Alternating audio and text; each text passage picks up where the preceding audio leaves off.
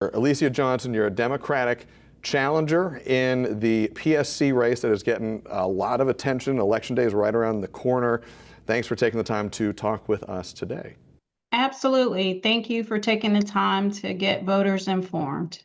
Yeah, so let's just jump right into it. For a voter who's maybe not heard about the PSC and maybe hasn't heard of you, or they're still making up their mind about who to vote for, why should they come out and cast a ballot for you? Well, I think that question is twofold, right? Most people are not aware that the Public Service Commission affects their day-to-day lives, that it is really kitchen talk table, that the Public Service Commission regulates utilities in our state and actually decides what they are going to pay on their utility bills. So the Public Service Commission's practices, policies, and protocols are directly connected to our pocketbooks in Georgia. Why they should vote for me is, well, our current all-Republican Public Service Commission has raised rates on us 6 times here in the state since 2023. And none of those public service commissioners happen to be Georgia Power customers. I, on the other hand, have been a Georgia Power customer for 52 years.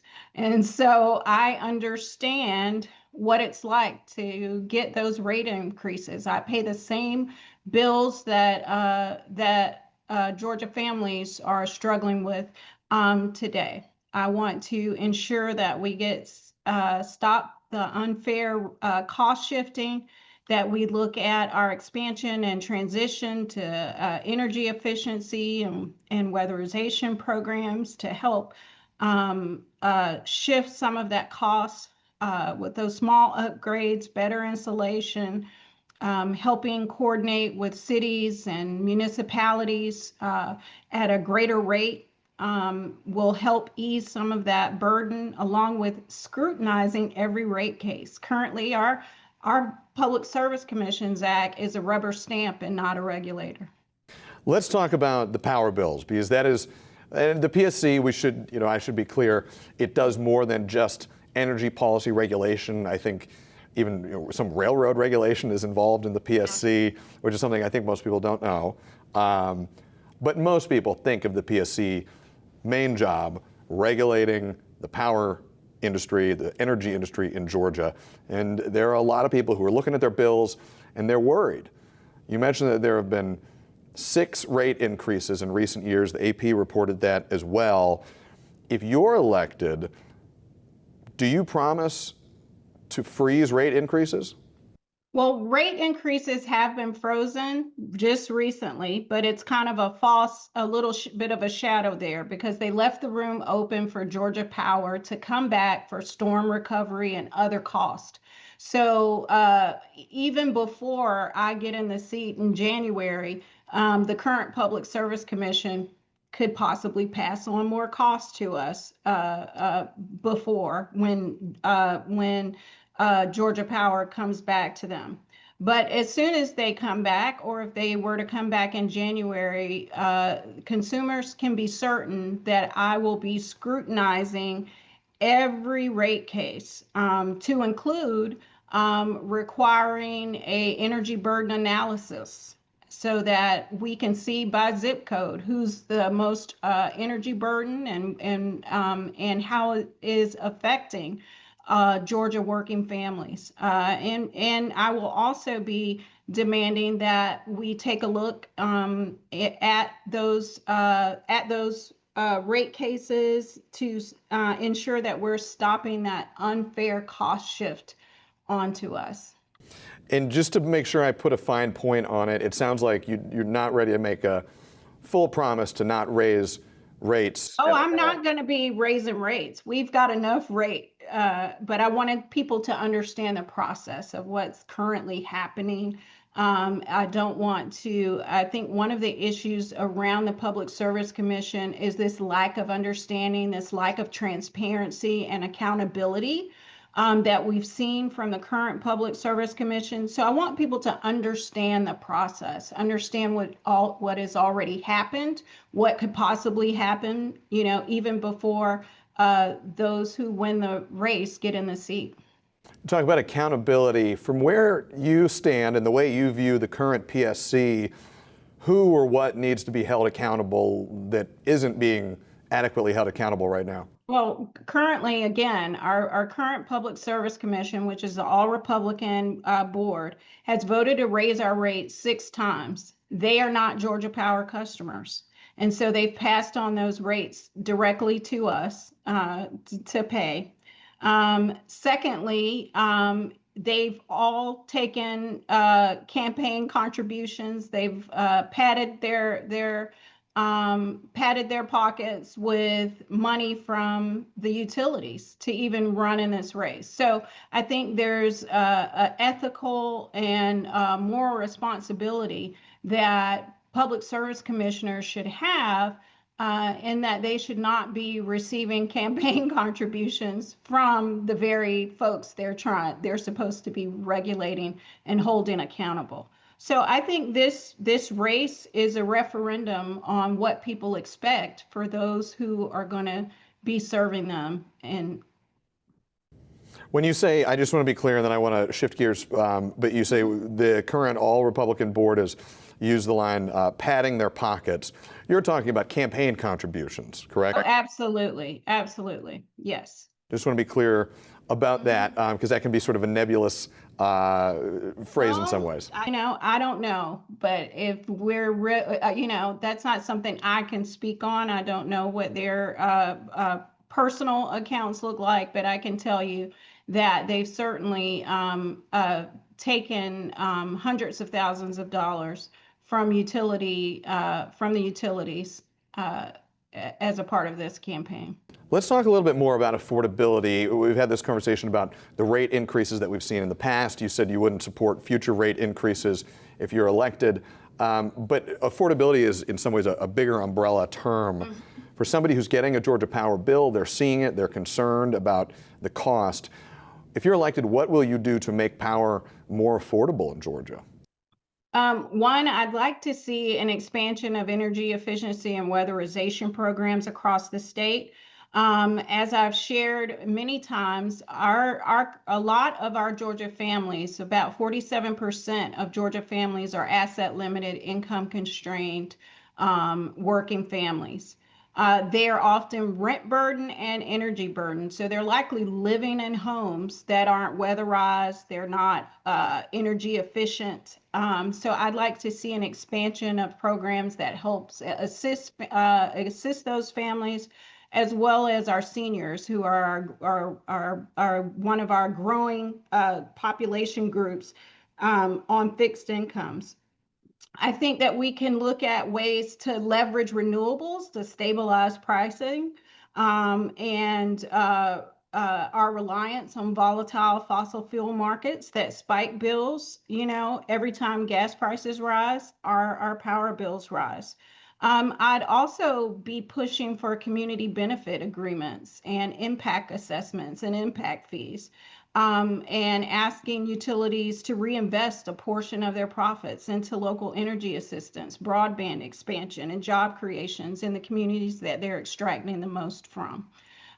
So I think we have a lot of opportunity in Georgia. We just need the willingness to make changes. To somebody who might not be familiar with terminology like community benefit assessment or an impact assessment, I think were some terms you used. What specifically does that mean, and what does it entail? So a community benefit agreement is where a company or a industry actually makes a commitment with a municipality or with folks in a particular neighborhood or district or state, for that matter, to govern themselves a certain way and to act accordingly and respectfully but also to make a commitment to reinvest portions of their profits back into ensuring that they are not only extracting from a community. But that's kind of a covenant commitment that is realized with dollars in kind and in other ways. Impact assessment basically is just what it sounds like. It means that there is a review, an audit of sorts, to see what the impact of a decision caused and how it can be remedied or rectified or corrected. Let's talk about a question that we've asked your opponent, and I want to make sure I ask you it as well. What background, if any, do you have in energy regulation? I don't necessarily have a background in energy regulation, and neither has any of the public service commissioners who've served really on our public service commission. And that's not currently a requirement. What I do have a background in, and a significant background in, is public policy and community development. And so, pretty sure that I will be able to serve Georgians well. So let's talk about, I want to ask you and make sure you have a chance to respond to some comments your opponent, Republican Commissioner Tim Echols, shared earlier in October. He said at a rally, and I want to make sure I get this exactly right. I mean, you probably know what I'm going to reference here, and we want to make sure you have a chance to respond to it. But he said at a rally earlier this month that you are and this is a quote, a DEI specialist. How do you respond to that? Well, I think that really is a MAGA dog whistle. We've heard this insanity in the national public square as an accusation. I think it speaks more to Mr. Echols' personal values and his lack of record to run on for him to stoop so low. If he wants to point to the fact that I've helped communities nationally and our state be healthier, more resilient, and get people to work and transition from the social safety net and onto the economy in a real way, from making zero to making $29 an hour and being functional, serving members of our community. If he wants to highlight that record, then I say, hey, it's a win for me. Otherwise, as a mother, a daughter, a sister, a grandmother, and who happens to be a woman of color, I find it very demeaning, and it's really a racist comment. You brought up something, with your permission, I'd like to ask you, because the phrase DEI has almost become this term that, in the eyes of different beholders, has very different definitions. And you pointed to some of your past work, diversity, equity, and inclusion. There are a lot of people who are going to watch this who are going to see those as worthwhile goals to work towards. There are a lot of Democrats who see, in particular, those as worthwhile goals. Do you more take issue with Commissioner Echols saying that about you, or the idea of diversity, equity, and inclusion as a concept itself? Yeah, I think again, it's been twisted. It's a twisted term. And if people can use their algorithms for good, they would know that those are very hollow talking points. When we look across our state, when we look across national statistics and the actual facts, diversity, equity, and inclusion is being held up as a means to lower a bar to let someone in, not based on merits, but solely on their skin color. I happen to have a doctorate degree in business and administration and graduated with honors. So I tend to think that that doesn't decrease my value at all. In fact, it makes me a little bit more marketable. And so just the consideration that this whole concept of diversity, equity, inclusion, when the nation is a melting pot, over meritocracy is a false narrative.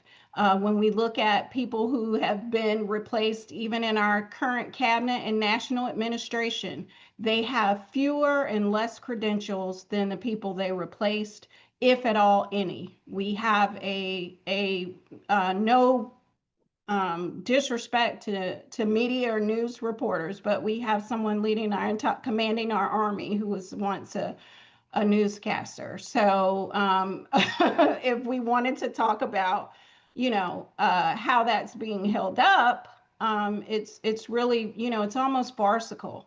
So I think it doesn't have merit, and it's used as a dog whistle is what it's used as, so that it could trigger that false narrative around people of color. And I really think it's, a lowball tactic at best. I want to move on to talk about data centers in a moment, because I'm sure you've gotten plenty of the same questions that we get about data centers. I do want to linger and just close the loop on this topic here, because I know that there are going to be some people who watch this conversation and they may want to ask you to make sure they're clear in their understanding. Are you backing away from DEI in any way? I know that you listed your experience working on DEI initiatives in your professional bio. Absolutely not. Why would I back away from something that has shown to generate socioeconomic resilience in our country? And it would appear that the people using the terminology are not even sure of what it means. So I'm not backing away from the fact, but to say that I'm a DEI activist, that means that I'm out actively. No, I think that's a far stretch.